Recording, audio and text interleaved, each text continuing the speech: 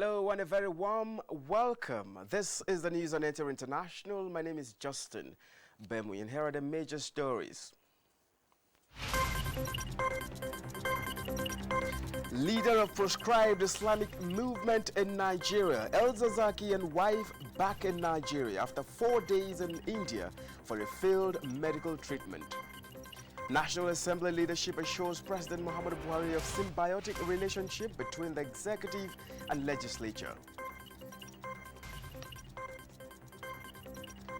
Plus, a federal government to appeal verdict of an English court on the dispute between Nigeria and the company on gas development project.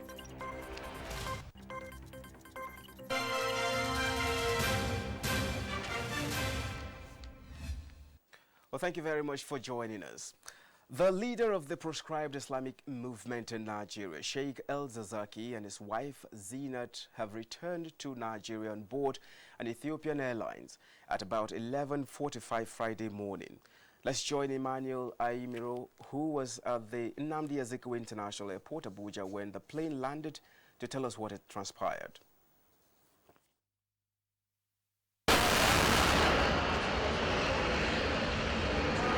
Journalists waited in vain at the arrival exit of the Nnamdi Azikiwe International Airport, Abuja, to catch a glimpse of the IMN leader, Ibrahim El-Zazaki, and his wife Zinat, who returned from India. A reliable source told NTA that security operatives whisked away the IMN leader. Now that he's back in Abuja, it is not clear whether he's back to continue with his treatment or to face his trials. El-Zazaki departed for India on Monday this week, but could not proceed with the medical treatment after audio message said to have come from him saying he does not wish to continue with the treatment in India. Emmanuel Ayemiro, NTA News. Time following the sudden return of the leader of the proscribed Islamic movement in Nigeria, Sheikh Ibrahim El-Zazaki, from India, the federal government wishes to inform the public about the latest development in the medical trip controversies to India, resulting to the IMN leader returning back to Nigeria. However, El-Zazaki, the statement maintained, used the opportunity of being in India to attempt to internationalize his cause by mobilizing rights groups. Even most unfortunate and rather embarrassing was his quest to be relocated to a 5-star hotel to receive visitors instead of being admitted in the hospital as a sick person he claimed to be. In spite of El-Zazaki's misconduct, the statement added, his spouse went further to antagonize the Indian and Nigerian security agents and accused them of killing her children. These acts were aimed at winning international sympathy as well as disparaging the Nigerian government. Having subordinated the quest for medical treatment to other ulterior motives, it became obvious that El-Zazaki was focused on realizing some sinister motives, hence his decision to return him to Nigeria. It was another busy day for President Muhammadu Buhari in Daura, Katsina State, as Nigerians from all walks of life continued to converge on his country home in demonstration of support and solidarity for nation building.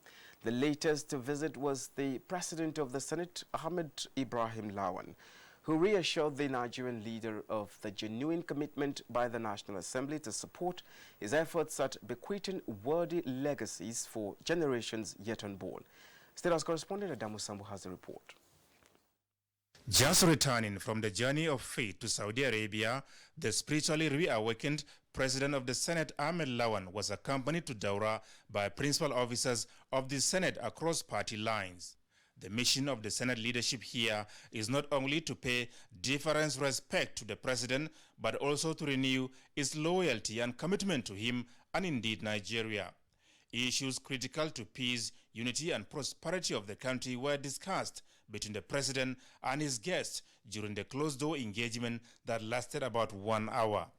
The highly elated President Buhari was seen exchanging light teasing repartee with the lawmakers as they depart for Abuja.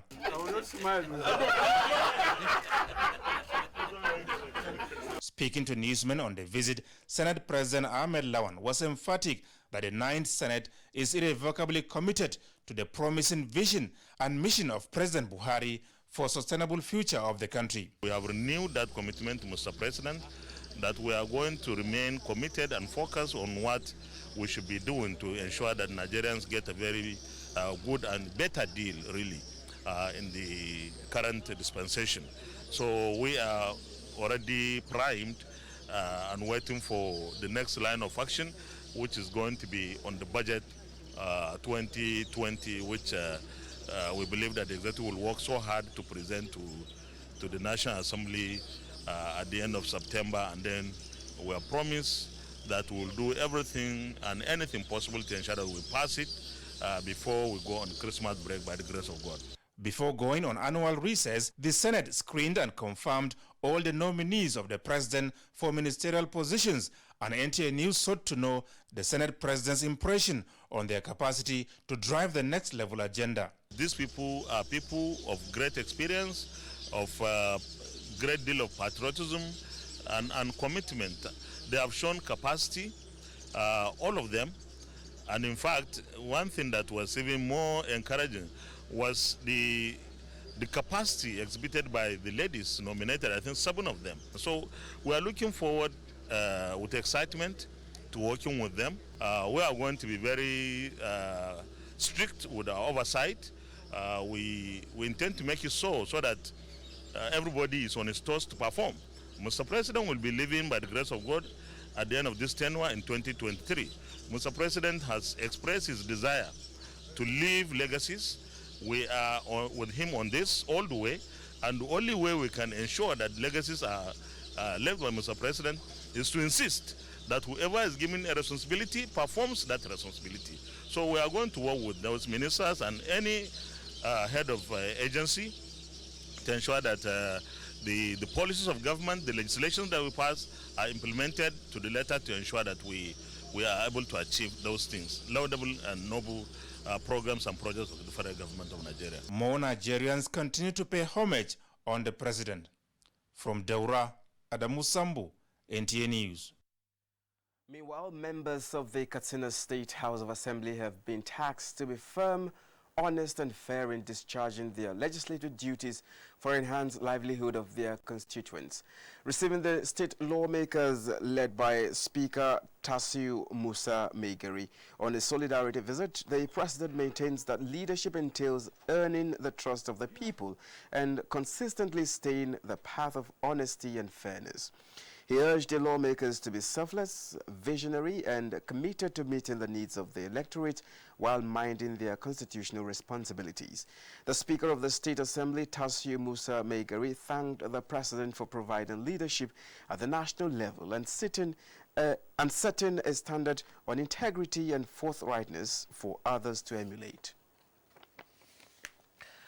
The federal government says it will appeal the judgment of the English court against Nigeria on the dispute led to the arbitration between it and Process and Industrial Development Limited.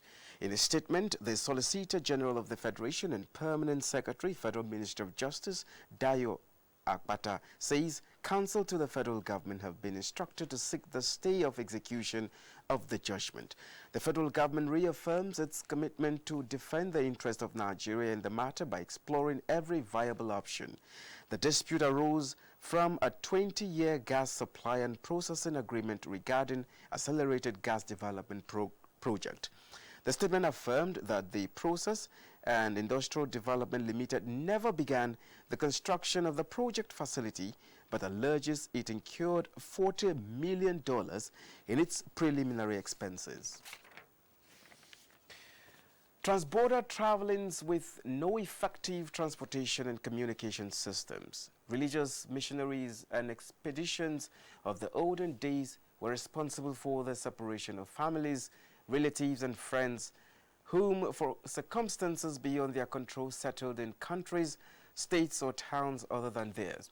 Now, this was played out when Gambian High Commissioner to Nigeria, Madu Sheikh Umar Tau, traced his long-separated relatives, Yeleman district in Hadejia Emirate of Jigawa State, where he celebrated the just concluded Eid al-Kabir with them. Mohammed Musa Askira completes the report. History books show that Sheikh Umaru Al-Futi, the founder of Tekolo Empire, the spiritual and military commander of Tijaniya sect in what is now known as Guinea, Senegal, Gambia and Mali, left Futa Toro in Senegal for expedition across West African sub-region in the early years of the 20th century. Yelliman town in Hadejia Emirate of Jigawa State in Nigeria was one of the places he visited, where he left his grandsons and daughters. Those left behind were the great-grandfathers of the present Sarki of Yelliman, Sardauna Habib Tal, who is also the Khalifa of Sheikh Umar Al-Futi. In a surprising move to reunite the two separated families by distance, the Gambian High Commissioner to Nigeria, Ahmadu Sheikh Umar Tal, traveled to Jigawa State to spend the Eid al-Kabir celebration break with his Gambian relatives based in Nigeria. While at the Yelliman town, the High Commissioner Ahmadu Sheikh Umar Tal was accompanied by the Khalifa Sardauna Habib Tal to pay homage on the Emir of Hadejia, Al-Hajj Adamu Abubakar Maji, where he thanked the Emir and the people of Hadejia for accommodating his relatives and treat them in no different way as their own people. Since independence, we have been working very closely, and Nigeria, being the big brother, has actually helped the Gambia a lot over the years, through technical assistance and so on. So we are very much grateful to the government of Nigeria. The Sarki of Yelliman, Sardauna Habib Tal, who took time to explain the long-standing relationship, described Nigeria and Gambia as one country separated by distance, as two countries have many things in common. The reunited brothers agreed to sustain the rekindled brotherhood prompted by the visit of the High Commissioner. From Dutse, Muhammad Musa Askira, NTA News. Nigeria's film industry has continued to attract international attention, with Latin America becoming the new frontier following the signing of MOU between Nigeria and Argentina to collaborate in film production. Argentina's interest in Nigeria films is said to be triggered by the role of a Nigerian slave in actualizing the independence of that country. And Ngozi Silva Technical reports. This endorsement by the Nigerian partners in the Memorandum of Understanding clears the coast for a prominent Argentina film producer, Cesar Pablo, to bring his expertise to bear in explaining to the world, through film production, the contribution of a female slave from Nigeria to the independence of Argentina over 200 years ago. The co-producer and financier of the film project, Mohamed Hayatu Ahmed, Maria Remedios Del Val's role is similar to other Nigerian women like the legendary Queen Amina, whose bravery contributed to the liberation of the black race, and now Argentina cannot be forgotten in a hurry. 200 years ago, in the 18th century, a woman was captured here from Lagos and was sailed to South America, precisely Argentina. So she played a key role in gaining Argentinian independence. But unfortunately, history was rewritten, and that part of it was not carried along. That's why we decided to make it a 60-40 participation. This collaboration is intended to foster bicultural exchange, inject professionalism in Nigerian film production, with some parts of the film shot in Nigeria. Nigeria never produced any Oscar award-winning movie. This kind of collaboration will help to bring Nigeria enterprise in the area of motion picture to the front burner where it rightly deserves. The MOU between Nigeria and Argentina is also expected to strengthen cooperations in trade and investment between the two nations. In Abuja, Ngozi Silva Technical, NTA News. You're watching the news on NTA International, reaching you from Abuja. Time to take a short break. We shall be back with more news in a moment. This is to inform all prospective corps members that the NYC 2019 Batch B Stream 2 orientation course will commence on Tuesday, 20th August 2019 in all NYC orientation camps as follows. Commencement and registration, Tuesday, 20th August. Cut-off date for registration, 12 midnight Wednesday, 21st August. Swearing-in ceremony, Thursday, 22nd August. Closing ceremony, Monday, 9th September. Prospective corps members are advised to check the following newspapers for details of the orientation course: Leadership, Friday 16th August. Punch, Monday 19th August. The Sun, Tuesday 20th August. This day, Wednesday 21st August. Prospective corps members advised to report to the orientation camp indicated on their call-up letters. Signed, Management. NTA International News. Africa as it is. Thank you for staying with us. The arraignment of a soldier who was alleged for rape suffered another setback as the magistrate court sitting in Akure insisted that the legal advice by the State Ministry of Justice for prosecution be brought before the court. Oluwakemi Damola reports that the court ordered the accused be remanded in prison till November 15th.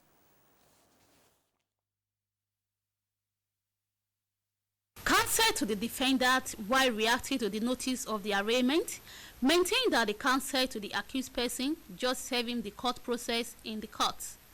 He told the court that he needed time to react to the process. Ruling on this, the court ordered that the accused person be remanded at the police custody till Friday, August 16 for proper arraignment. What we are seeing is a manifestation of the approval and equally compliance with the protest and request of Mr. Governor that the suspect be investigated and prosecuted. I'm very sure by that day, the solicitor to the defendant will have filed his own counter affidavit. Then the matter will now go on. Student to remain calm, that justice will be done on the case. It will be recalled that the accused allegedly raped a 311 student of Adekunle Ajasin University, Akungba Akoko, in Ondo State last month. In Akure, Oluwakemi Ademola, NTA News. Inflation slows for second consecutive month in Nigeria. For these and other stories trending in the financial sector, over now to Olainka Ojo. Welcome to Business News. Latest headline inflation released by the National Bureau of Statistics shows that on month-on-month basis, the headline index increased by 1.01% in July 2019. This is 0.06% rate lower than the rate recorded in June 2019. The urban inflation rate increased by 11.43% in July from 11.61% recorded in June 2019. While the rural inflation rate increased by 10.64% in July 2019 from 10.87% in June 2019. The composite food index rose by 13.39% in July compared to 13.56% in June 2019. The report shows that the rise in the food index was caused by increases in prices of oil and fats, meat, bread and cereals, potatoes, yam, other tubers and fish. On month-on-month basis, the food sub-index increased by 1.26% in July 2019, down by 0.10% points from 1.36% recorded in June 2019. Let's now see how the equities market fared this Friday.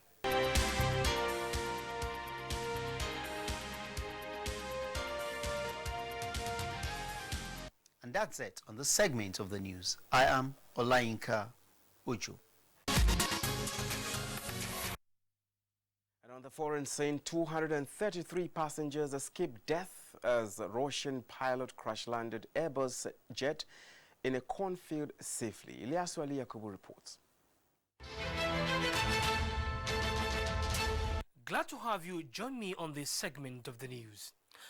Zimbabwe's main opposition group has called off anti-government protests in the capital Harare at the last minute after failing to overturn a police ban.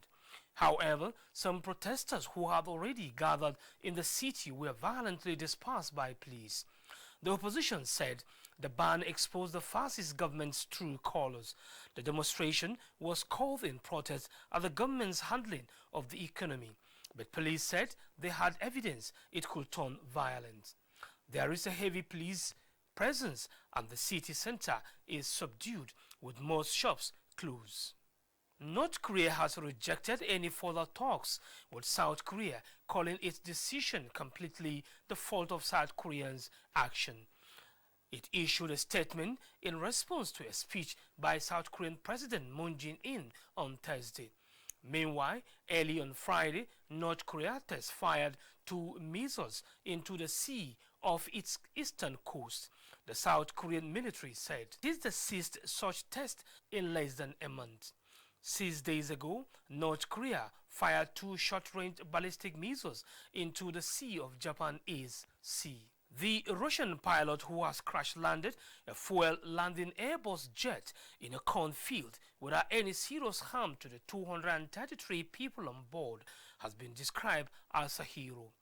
The A321 was moments into its flight after taking off from Moscow Zhukovsky Airport when a flock of seagulls got soaked into its engine, causing both to fail.